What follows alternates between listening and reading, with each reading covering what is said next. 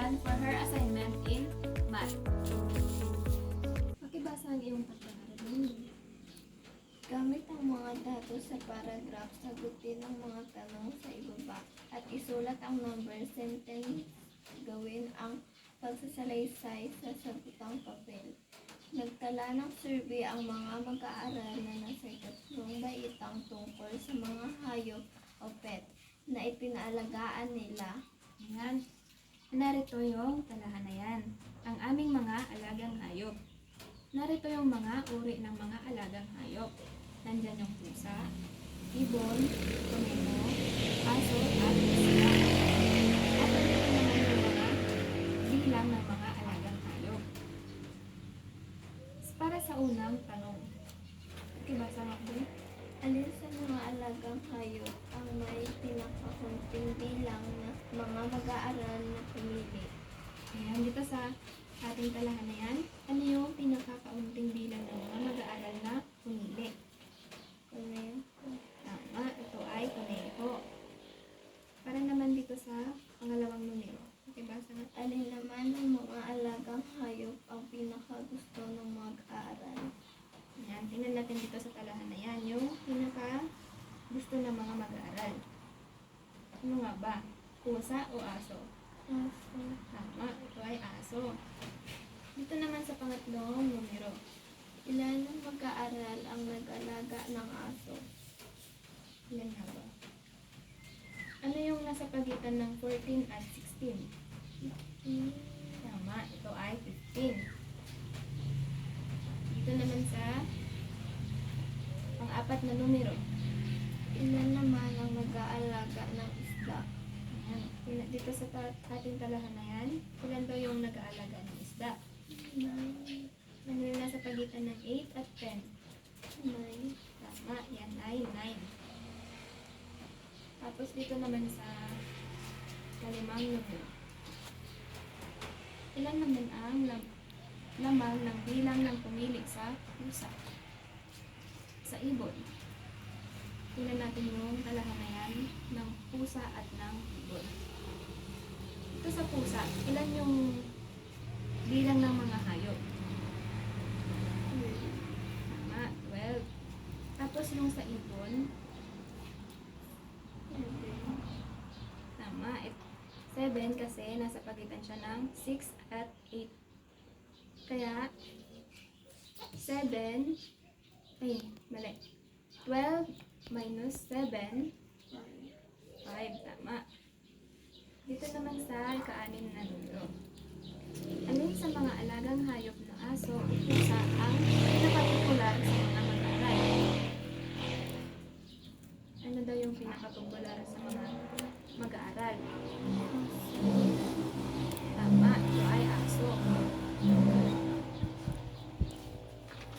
Lumako naman tayo dito sa ikalawang talahan na yan. Ito yung talahan na yan ng paboritong flavor ng ice cream.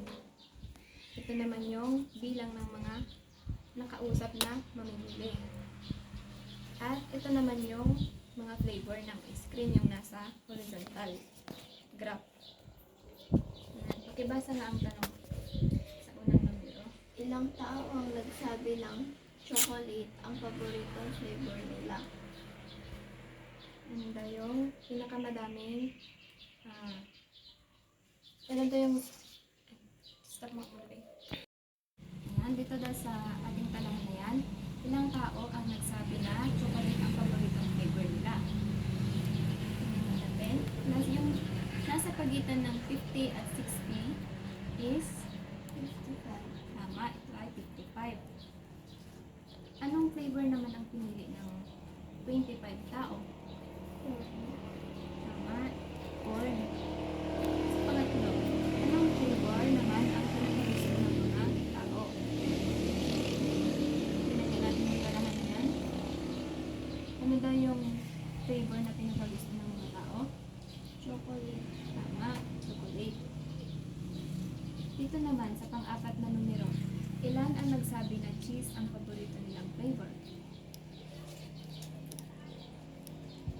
Yan, yung cheese, nakatapat siya sa 40. Kaya 40 yung nagsabi na cheese ang paborito nilang flavor. Para sa panglimang numero, pakibasa na. Alin naman ang flavor ang may pinakakunting bilang ng tao may gusto? Ayan. Alin naman daw ang flavor ng may pinakakaunting bilang ng taong may gusto nito?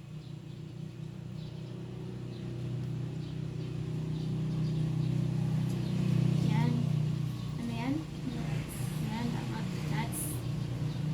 Ito naman sa pang-anim na numero. Pakibasa nga, please. Ano naman ang difference ng mga bilang ng taong may gusto ng chocolate at cheese? Ayan. Ilan daw yung difference, yung pagkakaiba nila. Dito sa pagitan ng 50 at 60, nakatapat yung chocolate.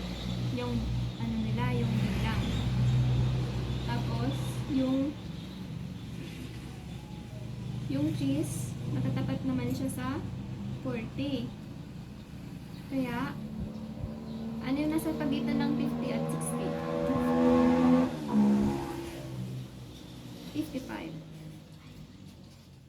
Yan, 55.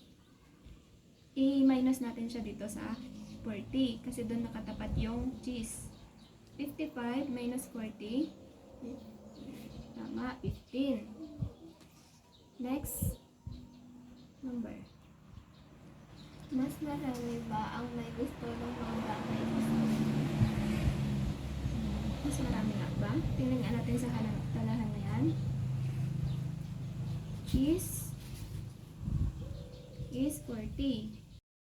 Pang pitong numero, pakibasa nga. Okay. Mas marami ba ang may gusto ng mangga kaysa sa ubi? Ayan, tingnan nga natin sa talahan na yan. Mas marami nga daw ba yung may gusto ng mangga kaysa sa ube? Oo o hindi? Oo. Tama. Mas marami yung may gusto ng mango o